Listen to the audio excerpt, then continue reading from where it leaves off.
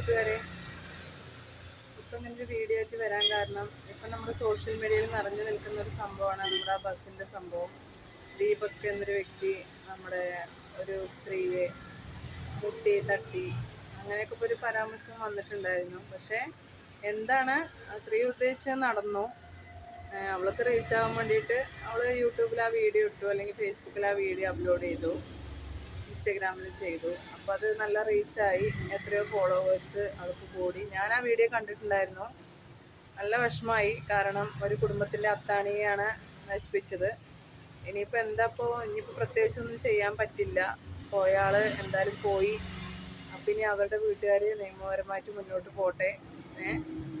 എന്തായാലും ഇപ്പോൾ കോടതി ഇപ്പോൾ വെറുതെ വിട്ടാലും പടച്ചോൻ്റെ തീരുമാനം എന്താണെന്ന് അതുപോലെയല്ലേ സംഭവിക്കുള്ളൂ.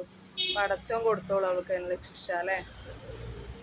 അങ്ങനെ തെറ്റാണെന്ന് തോന്നിയിട്ടുണ്ടെങ്കിൽ അപ്പം തന്നെ പ്രതികരിക്കണമായിരുന്നു. അല്ലാണ്ട് അടുത്ത് നല്ല സ്റ്റൈലായിട്ട് ചിരിച്ച് വന്നിട്ട് വീഡിയോ ഇടല്ലേ വേണ്ടത്. നമ്മൾ ലേഡീസാണ്, നമ്മളും ബസ്സിൽ കയറാറുണ്ട്, ഇത്തരത്തിലുള്ള സംഭവങ്ങൾ കൂടെ നമ്മൾ മുന്നോട്ട് പോയിട്ടുണ്ട്. പക്ഷെ നമുക്കപ്പോൾ പ്രതികരിക്കാനുള്ള കഴിവ് വേണം. അല്ലാണ്ട് അതൊരു വീഡിയോ ആക്കി റീച്ച് കൂട്ടാൻ വേണ്ടിയിട്ട് വല്ല കാര്യമുണ്ടോ? നമ്മൾ സംഭവിക്കുന്ന കാര്യങ്ങൾ അപ്പോൾ അതായത് നിയമവശത്തിന് മുന്നിൽ എത്തിച്ചിരുന്നെങ്കിൽ ഇന്ന് ചിലപ്പോൾ അയാൾ ജീവനോടെ ഉണ്ടാവുമായിരുന്നു. എന്തായാലും ആ കുടുംബത്തിന് വേണ്ടി എല്ലാവരും പ്രാർത്ഥിക്കുക.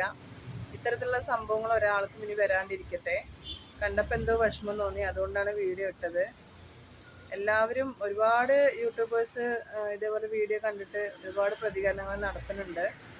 എനിക്ക് എന്തായാലും കണ്ടപ്പോൾ നല്ല സങ്കടം തോന്നിയത്. കാരണം അയാളുടെ കുടുംബക്കാരും എല്ലാവരും പറയും നല്ലൊരു മാന്യായ വ്യക്തിയാണെന്ന്.